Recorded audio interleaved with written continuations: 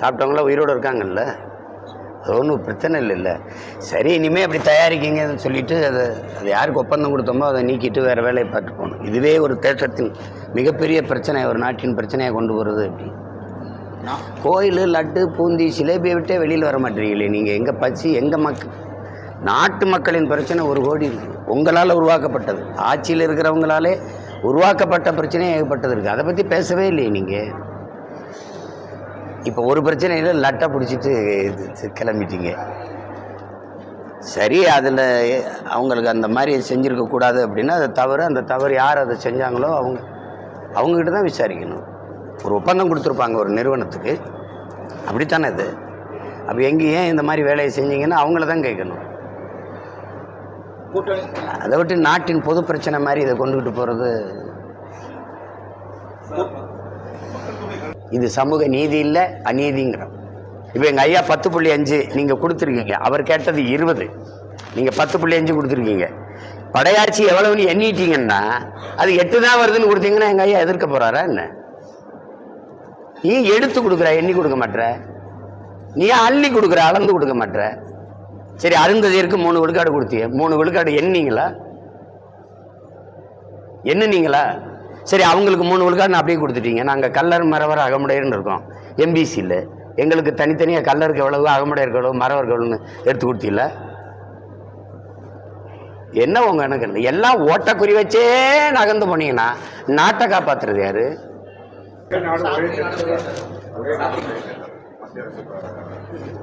அதெல்லாம் நடக்க போகிறது இல்லை. அது சும்மா அவங்களுக்கு பிரச்சனை. அது மாதிரி பிரச்சனைகளை திருப்பி விடுறதுக்கு இது இப்போ ஒரு பிரச்சனை. இப்போ லட்டு பிரச்சனை தமிழ்நாட்டுக்கு, மொத்த நாட்டுக்கு அந்த ஒரு பிரச்சனை. ஒரு தேர்தல் சாத்தியமா? ஒரே நாடு ஒரே தேர்தல். ஒரே நாடாது? பல கேள்விகள் இருப்போம், பதில் இருக்கா? இப்போ ஒரு கேள்வி, ஐயா மோடி ஐயாவே ஆட்சியை சந்திரபாபு நாயுடு ஐயாவும் நிதிஷ்குமார் ஐயாவும் தாங்கிட்டு இருக்காங்க, ஆதரவு இல்லைன்னு விலகிட்டாங்க. மொத்த இந்தியாவுக்கும் தேர்தலா? மாநிலங்களை எல்லாம் கலைச்சிட்டு எல்லா மாநிலத்துக்கும் தேர்தலா? உங்களால் முடியுதா? நீங்கள் மேற்கு வங்கத்தில் எத்தனை தொகுதி? 42 தானே? 40. எதுக்கு 7 கட்டமாக நடத்துலீங்க? பீகாரில் 42, எதுக்கு 7 கட்டம்? அஸ்ஸாமில் 14, எதுக்கு 3? பாதுகாப்பு, ஒரு மாநிலத்தில் பாதுகாப்பு கொடுக்க முடியாத அளவுக்கு நீங்கள் 10 ஆண்டு ஆண்டுட்டு நாட்டையே பாதுகாக்கணும்னு பேசிட்டு இருக்கிறீங்க. நீங்கள் சொல்லுங்கள். அப்போ உங்களால் பாதுகாப்பு கொடுக்க முடியல, அதுக்கு இவ்வளோ பெரிய இராணுவம், இவ்வளோ பெரிய உளவு கட்டமைப்பு. நீங்கள் இப்போ தோல்வியை ஒத்துக்குங்க, எங்களால் பாதுகாப்பு கொடுக்க முடியல அப்படின்னு. இப்போ உயர்தரக விடுதி இருக்குது பாருங்கள், 5 நட்சத்திர விடுதிகள், இந்த சுற்றுலா பயணிகள் அதிகம் வர ரெசார்ட்டுகள்லாம் வச்சுருக்காங்க இல்லையா? அந்த மாதிரி இடங்களில் இந்த சீமை மதுவை நாங்கள் அனுமதிக்கிறோம். இந்த தெருவுக்கு தெரு வச்சுருக்கிற அந்த மதுக்கடைகள், குறிப்பாக டாஸ்மார்க், அதை மூடிடுறோம்.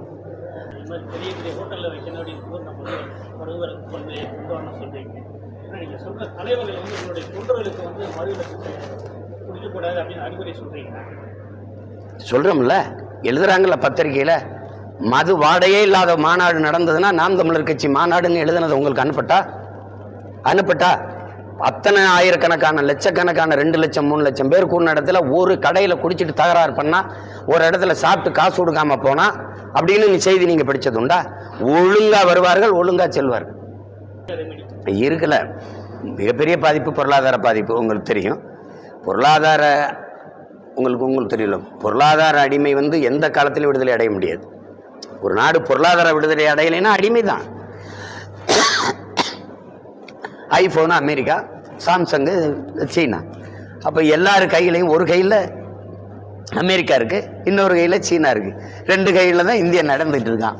அப்போ இந்தியாவின் பொருளாதாரம் எங்கே இருக்குதுன்னு நீங்கள் பார்த்துக்க வேண்டியதான். உங்கள் வீட்டு திரைச்சேலை, சிகரெட்டு போய்ச்சிட்டு தட்டுற சாம்பலை தட்டுற ஆஸ்ட்ரே, சன்னல் திரைச்சேலை, மேசை, நாற்காலி எல்லாம் சீன பொருள்கள் இறங்கிட்டுது.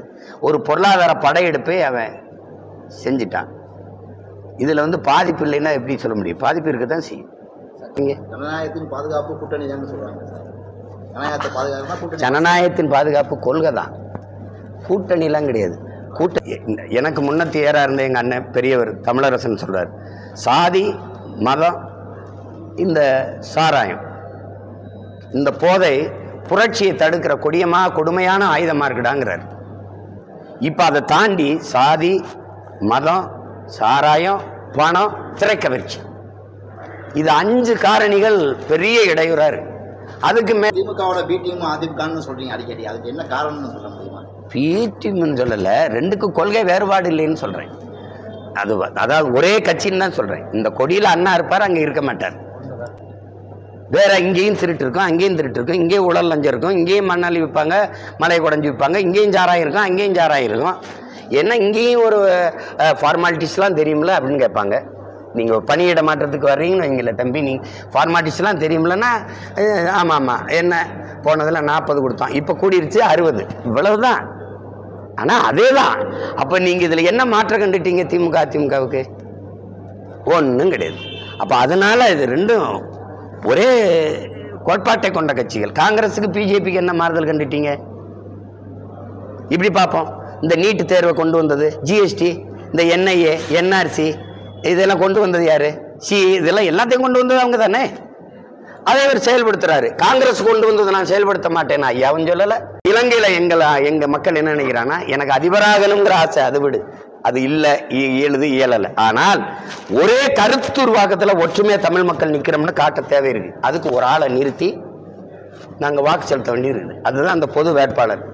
நாங்கள் வர்றோம், ஆள்றோம், வெல்றோம், வில்றது இல்லை. தமிழ் மக்கள் ஒன்றா இருக்கோம். எங்களுக்கு பொது வாக்கெடுப்பு, தனித்தமிழ் ஈழம் தவிர வேற தீர்வு இல்லை.